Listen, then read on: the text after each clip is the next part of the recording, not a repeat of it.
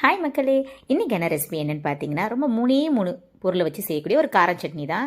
இது என்னென்னு பார்த்தீங்கன்னா புளி தண்ணிங்க, 2 காஷ்மீரி சில்லி, 5-6 வரமிளகா. காரம் கம்மியாக வேணுன்றவங்க குறைச்சி போட்டுக்கோங்க. ஸோ எடுத்து வச்சுருக்க புளி தண்ணி, கல் உப்பு, 5 தக்காளி. ஸோ இதுக்கு இந்த காரம் கரெக்டாக இருக்கும். பார்க்க தான் ரெட்டிஷாக இருக்குமே தவிர அவ்வளோ அட்டகாசமாக டேஸ்டியாக இருக்கும். ஒரு வாரம் வரைக்கும் நீங்கள் இதை ஸ்டோர் பண்ணி சாப்பிட்லாம். புளி தண்ணி சேர்த்துருக்கிறதுனால கெட்டே போகாது. நல்லா மையை அரைச்சி எடுத்ததுக்கப்புறம் ஒரு குழிக்கரண்டி அளவுக்கு நல்லெண்ணெய் சேர்த்து வழக்கம் போல் கடுகு உளுந்துலாம் கொடுத்து ஒரு தாளிப்பு கொடுத்துட்டு மேலாப்பில் கருவேப்பிலையும் கொத்தமல்லியும் தூவிக்கோங்க.